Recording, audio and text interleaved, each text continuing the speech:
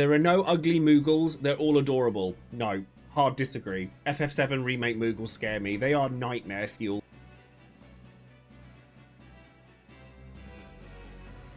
So I saw this thread on Reddit of what Final Fantasy hot take will you die on, and I thought it would be quite fun to go through some of these hot takes and react to them and give my thoughts on whether I think that they're accurate or not. Because I've been accused of having a lot of hot takes on Final Fantasy in my time, and I've played so much of the franchise that I think I have a pretty good idea of what kinds of things might come up.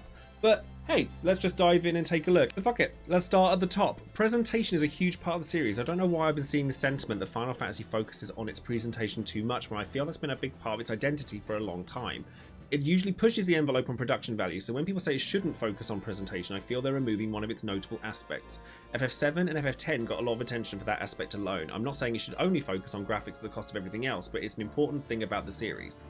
I actually agree with this. I don't think this is a hot take. I think that Final Fantasy has always sort of prided itself on its presentation. And presentation is so much more than just graphics. Like, you know, the spectacle of Final Fantasy was a big part of what drew me to the series in the first place. And people who are coming in on like FF16 and FF7 Remake, etc., they're going to take note of the fact that it's definitely got this bombastic style and visual splendor.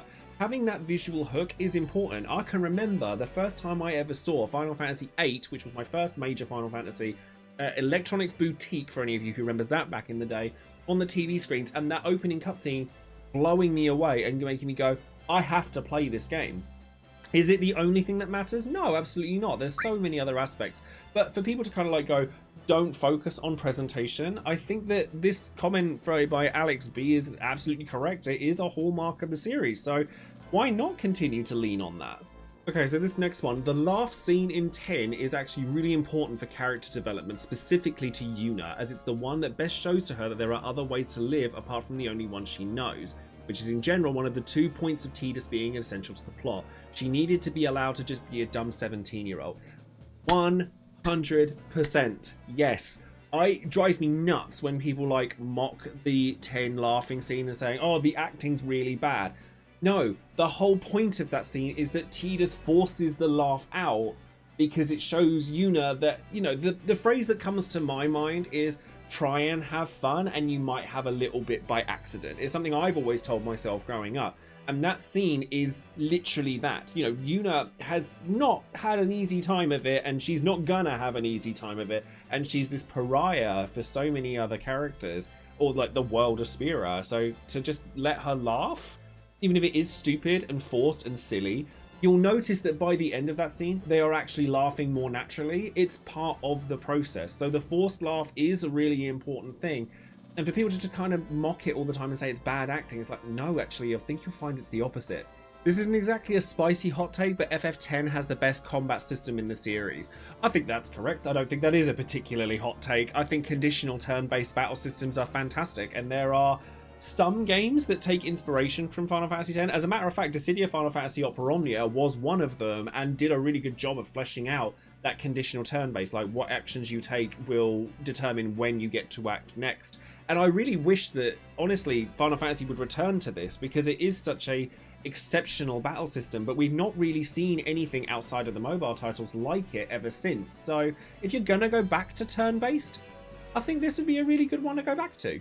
This one's literally the right one below it, but I actually really love this comment. Final Fantasy games were historically never open world, so 10, 13 hallway exploration was less a change in structure and more that the illusion was broken. I 100% agree with this, and I think that the term open world is honestly getting played out.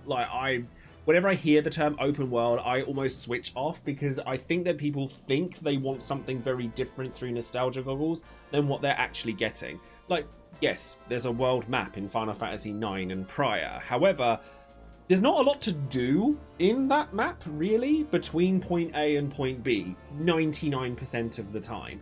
In the endgame, yeah, there's a few places off the beaten path, but no more so than, say, Final Fantasy X. And when people kind of jab at Final Fantasy XIII to say it's a hallway simulator, I think 10 is just as bad for that. The difference is that in 10, you have towns and set pieces that break it up a little bit. Whereas in 13, your only point of interaction with a shop or like any kind of dialogue is either within cutscenes or those orbs that you find littered around where save points usually are. That's literally the only place where you get to interact in any other way than just walk forward and do combat. And I absolutely agree with this, saying that it's not a change in structure, it's just that the presentation, going back to the first point again, is done not in quite such a well done way. Another comment here I absolutely love. Varn is an excellent protagonist, and the themes of the game wouldn't hit nearly as hard as he and Penelo weren't central members of the cast.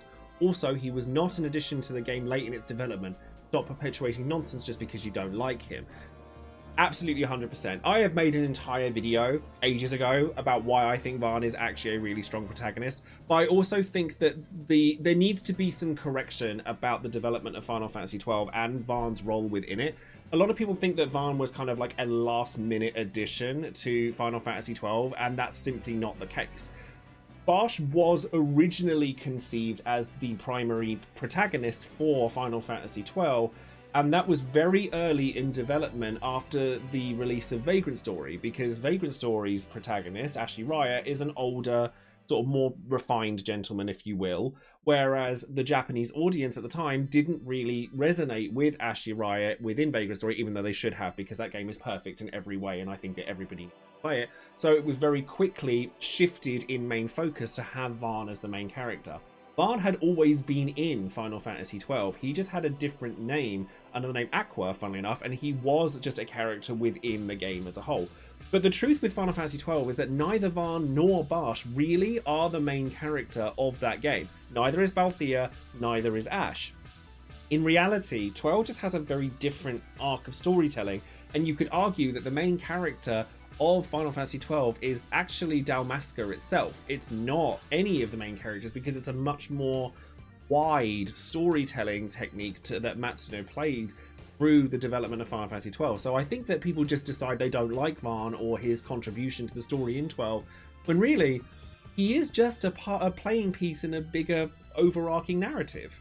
This one's an interesting one here. Final Fantasy should always have a playable party. It's been a real shame to see that disappear over the last decade. That's not a hot take. However, I'll give the hot take here because I don't agree with that. I don't think that that's necessarily true. I think that the implementation of how you interact with a party has changed in ways that maybe aren't quite so good. But like, I'm going to use Final Fantasy VII Rebirth as my example here. Final Fantasy VII Rebirth has a full playable party, which people are like, oh my god, I love it, I love it, I love it. However, I think that the problem with playable parties comes when the game kind of forces you down the road of what your party composition looks like, because the idea of having a party is to have player kind of input and agency into how you play the game. So when you think of FF Original 7, 8, 9, 10, you have a lot of malleability in how you play because you gravitate towards the characters that you like. Whereas in more recent games, certainly for like 7 Remake and 7 Rebirth, you have so many sections where you're forced to play a certain party setup that it kind of takes that agency away. And I think that FF16, having a singular protagonist in Clive, and even Lightning Returns, they work fine. Like Lightning Returns, you still have that player agency because you have the ability to change like her jobs and her abilities like on the fly. 5, you can change what abilities you use at any given time. Like you have loadouts, and now that they've added the kind of like different loadouts that you can have, I think that that works absolutely fine. Final Fantasy 1 to 10 definitely has a more distinctive party system, and I think that people do miss that. But I definitely think that it's actually the implementation of how that party system is done that I think people lament more than the actual having of a party. My hot take, Final Fantasy VIII is a great game. Junctioning is enjoyable, drawing isn't as necessary as people think because refining items and card mod is where it's at. I love a good time paradox, so 8 is the best Final Fantasy of the PS1 era. For anyone who wants to go 8 is not better than 7, I'd rather draw magic all day than level materia. I'm going to focus more on the comment underneath this, where it says it's actually a pretty popular game with just very vocal haters. Its worst problem was coming after 7 and everyone comparing them. Honestly, most people I speak to, and I speak to a lot of Final Fantasy fans, as I'm sure you can imagine, love 8, and I'm one of them, and I really enjoy it. Like, I mean, 8 is my first. It's not my favorite, but I still really love it. And I think that people do gravitate too heavily towards, oh, it's not balanced, it's done in this way. But honestly, the joy of Final Fantasy 8 comes from breaking it. Like, the amount of crazy things that you can do in that game makes for such wonderful water cooler conversation that I used to have in school. Like, did you know you can get Lionheart in Disc 1? Did you know you can make your party completely invincible? Did you know that if you junction death to your status junction, you can insta-kill enemies? And did you know that, like, it's actually bad to level in the game? Like, yeah, I get where people are coming from, where they're like, oh yeah, but I don't actually like any of those things. But art is subjective.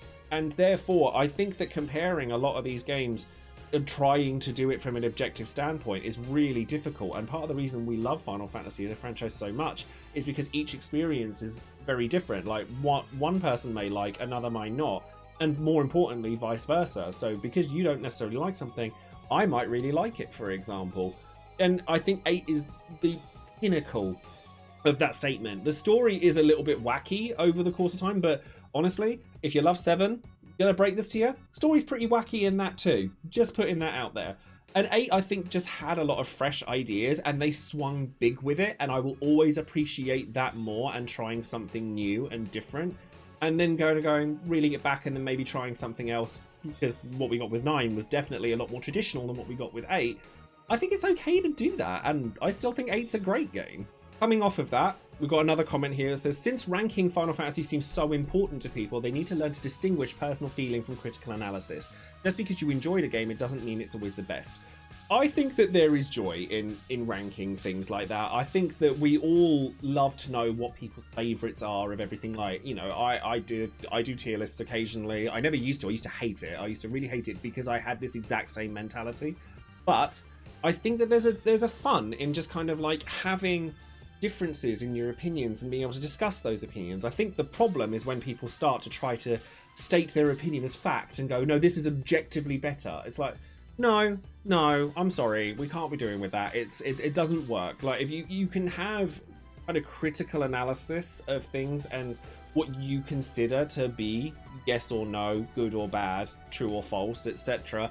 Video game industry revolves around Metacritic now, so it's, there's obviously going to be some credence to all of that.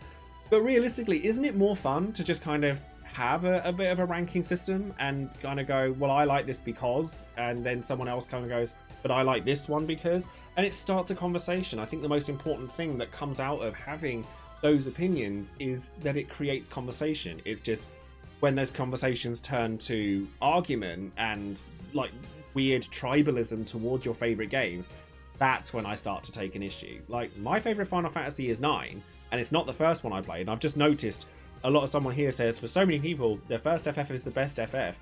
That's not true for me. My first actually was 7 when I was maybe like 8 or 9 years old, and I'm not gonna lie to you, when I played it at that age, I thought it was crap. I didn't understand what was going on. Why are these blocky people moving around?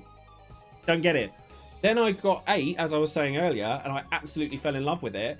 Then, having played 8, went back and played 7, and absolutely fell in love with it. Sometimes your first reaction isn't always your true reaction, and I think that that's true for a lot of things. So, I guess what I'm saying here is, perhaps if there's a Final Fantasy that you had a gut reaction like, oh, I don't like this, maybe try it again. Like, maybe your tastes have changed. Maybe your opinions have changed on what you deem as a good aspect of a video game.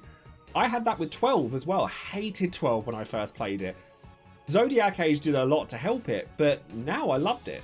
14, hated it when I first played it. It took me 3 or 4 long, solid goes to try and get into 14, but when I finally got over that hump, I fell in love with it, and I now consider it arguably the strongest Final Fantasy out of all of them. So try something again. It can't hurt.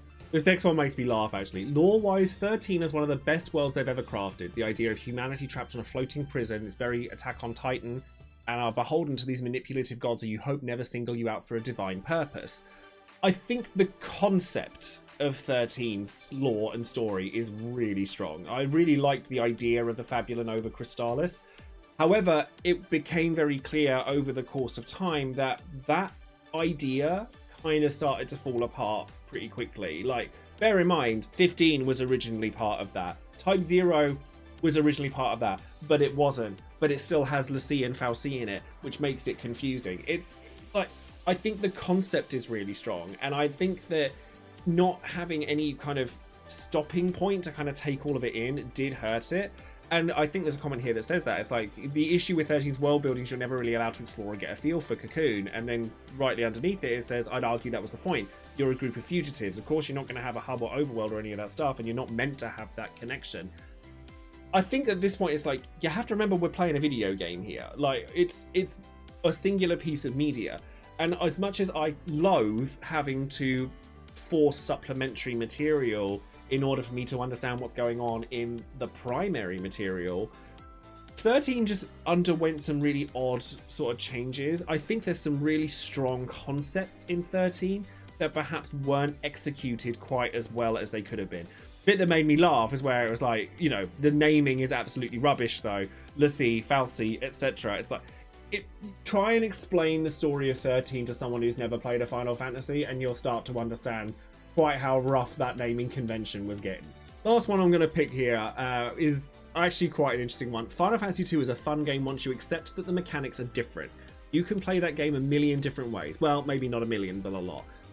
Very much a product of its time. Sequels of sort of video games at the time were drastically different from their progenitor. So if you look at Zelda, Super Mario Brothers, Super Mario Bros. 2 is a bit of a weird one because it was the same in Japan, and then they changed it to the Doki Doki Panic version because reasons that we're not going to get into in this video.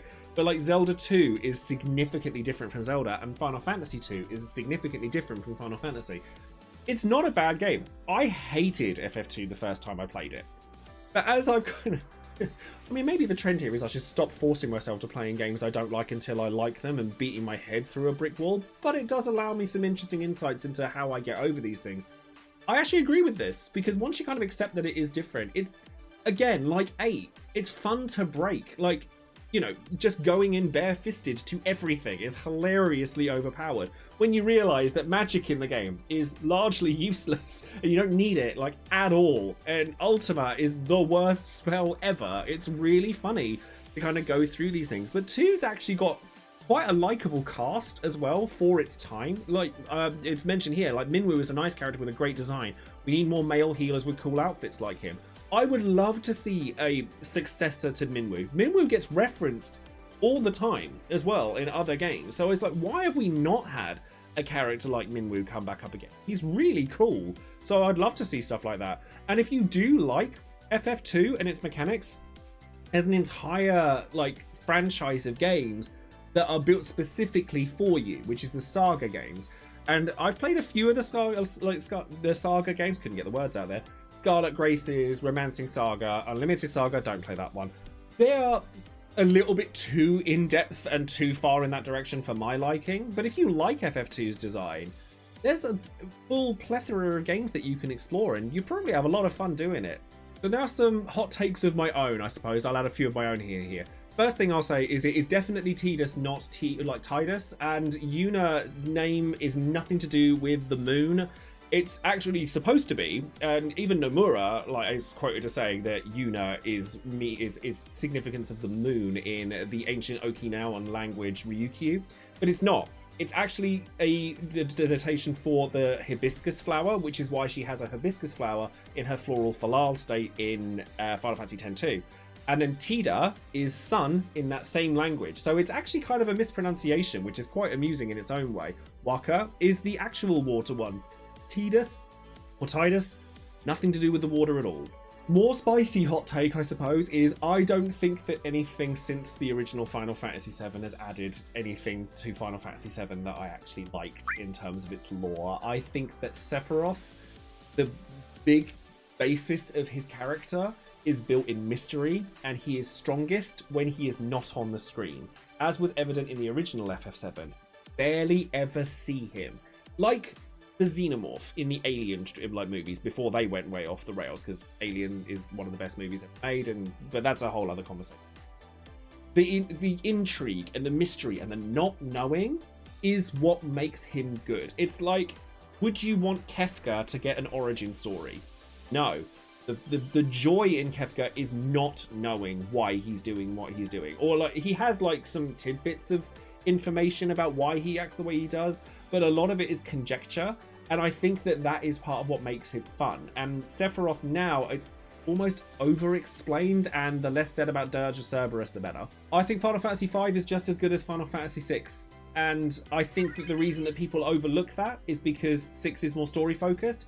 But as a game, like just as a game, I think Final Fantasy V is the better game. I think Final Fantasy Tactics Advance is just as good as Final Fantasy Tactics.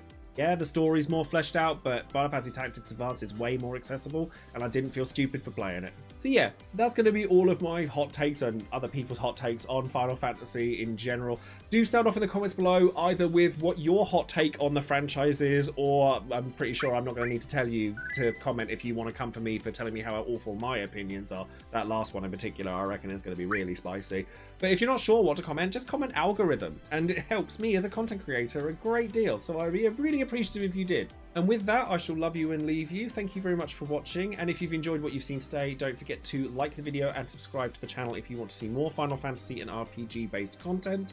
And if you were really enjoying what you're seeing, then perhaps you'd like to consider joining up on my Patreon page, as all these lovely people on the screen have done so before. And I'm very grateful to all of you that do continue to support this channel. It means so much to me, and I hope to continue to be proud in the future. So thank you very much again. Come find me on Twitch as well. I'm currently grinding out Final Fantasy XIV's trophies, which is still an absolute pain in the backside. And definitely come find me on Discord or Twitter if you want to have a go at me about how hot my takes are on Final Fantasy. So I shall love you and leave you there. Thanks very much, everyone. Bye bye.